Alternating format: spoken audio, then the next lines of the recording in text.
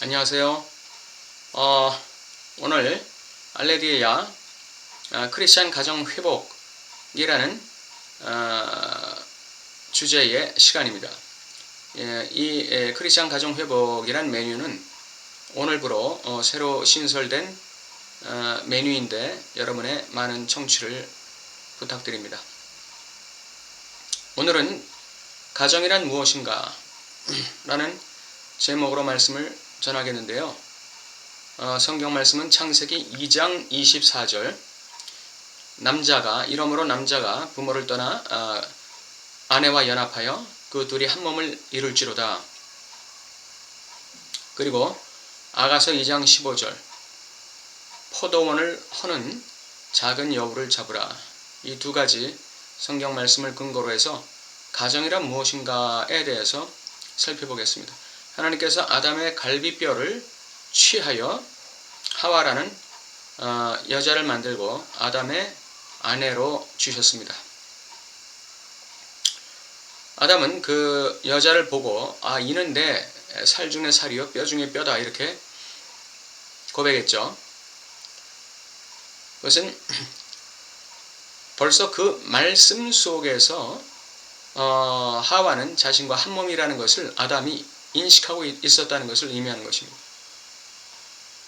그러면서 동시에 하나님께서 오늘 창세기 2장 24절 말씀처럼 남자가 부모를 떠나 이렇게 말씀하고 있죠.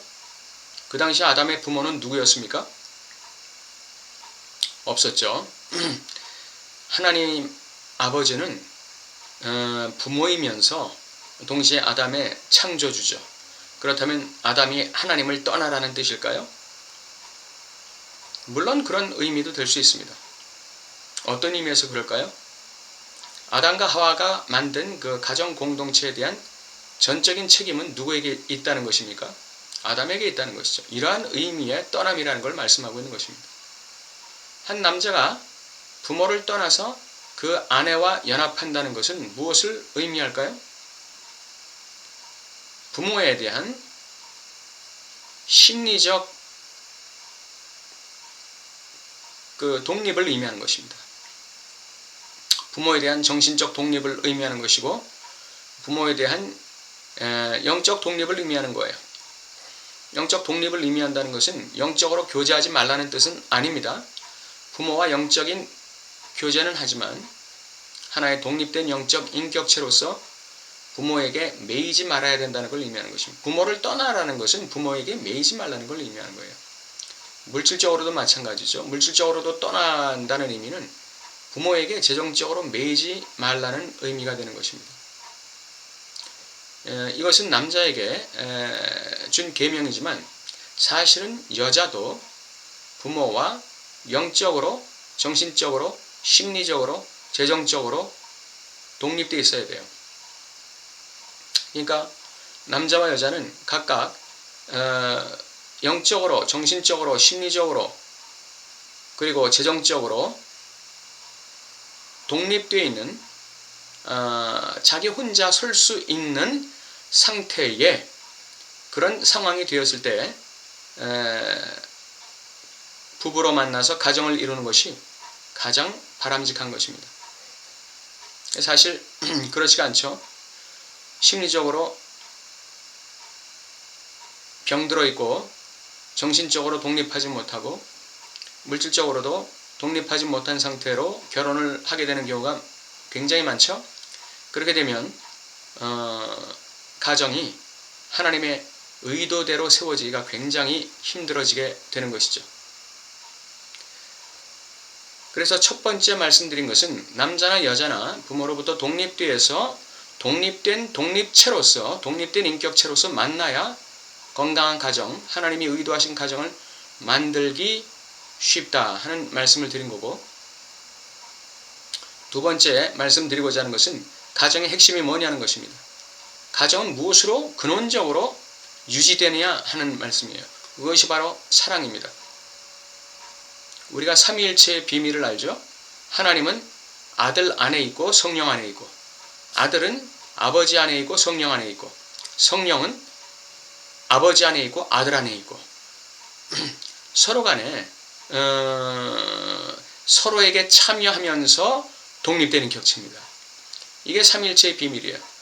서로에게 참여하면서 동시에 서로에게 의존하는 관계가 아닌 독립된 인격체, 독립된 신성으로서 상호 의지하는 관계예요. 상호 의지하는 관계. 건강한 상호 의지죠. 의존 관계가 아닙니다. 이 가운데에서 이 삼위일체 하나님을 운행시키는 운행의 근거가 뭐냐? 이 사랑이에요. 삼위일체 하나님은 사랑으로 묶여서 상호 의지하는 관계로 존재하는 것이죠. 이것이 바로 가정에 그대로 적용되는 것입니다. 가정에서도 하나님, 남편, 아내 요 세 독립된 인격체가 사랑 안에서 연합하는 것입니다. 남자가 그 부모를 떠나 그 아내와 연합한다. 그 둘이 한 몸이 된다는 것은 육체적인 한 몸을 포함해서 영적, 정신적, 심리적, 재정적 한 몸을 이루는 것이에요. 그것은 네 심리세계도 없고 내 심리세계도 없고 우리는 그저 심리적으로 우리는 공동체야 라는 뜻이 아니에요. 아내는 아내대로의 심리가 있고 남편은 남편대로의 심리가 있고 남편은 남편대로의 정신세계가 있고 아내는 아내대로의 정신세계가 있어요. 그런데 남편의 정신세계와 아내의 정신세계는 하나님의 사랑 그리고 하나님의 진리 안에서 하나가 되는 것입니다. 이게 가정의 비밀이에요. 내가 독립된 인격체이기 때문에 내 삶의 방식 참견하지 마. 내 식대로 살 거야. 남편이 그렇게 나간다면 그것은 가정을 이루는 것일까요? 파괴하는 것일까요? 그렇죠. 그건 파괴하는 것입니다. 왜? 하나님이 그렇게 말씀하셨나요?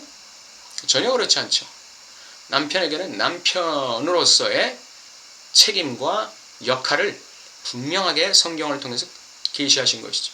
아내도 마찬가지예요.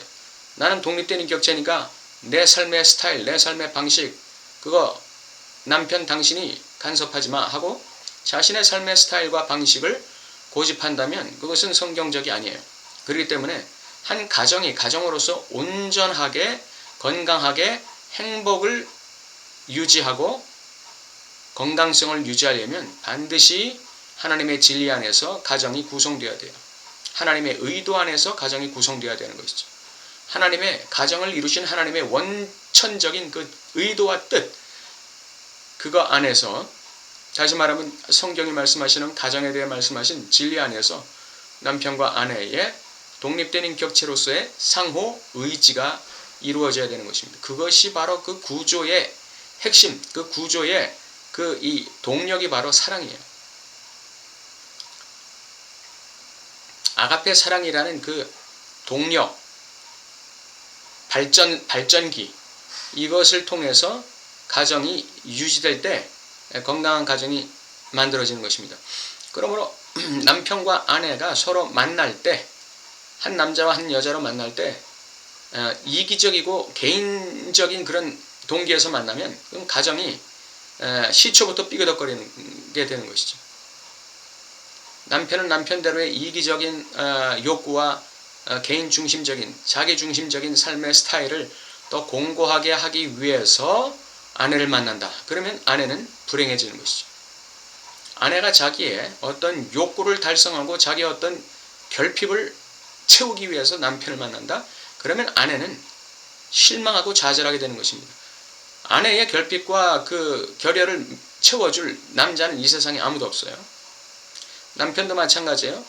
자기의 물론 아내가 도움이긴 하지만 자기의 그 도움이긴 해요. 에제르라는 말은 도움이죠. 도움.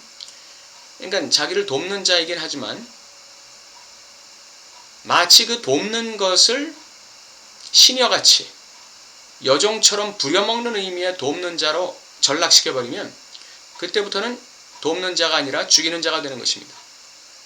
돕는 자란 뜻은 곁에서 돕는 자예요. 그러니까 상응하고 이 대응적인 존재로서 그러니까 평등하고도 아주 독립적인 하나의 인격체로서 돕는 것을 의미하는 것이지, 밑에서 서포트한다, 밑에서 받쳐준다, 밑에서 조력하고 후원한다는 뜻의 돕는 자가 아니라는 것이에요. 아내는. 그렇기 때문에 남편도 아내를 만나면, 또 아내도 남편을 만나면 가정이라는 하나의 그 울타리를 건강하게 유지하기 위해서는 하나님의 아가페 사랑을 배우고 그 배운 사랑을 가정에서 실천하는 것, 이것이 가정의 기본이고 핵심이고 기초가 되는 것입니다. 오늘 두 가지를 말씀드렸어요. 크리스찬 가정은 첫째는 부모를 떠난다는 것.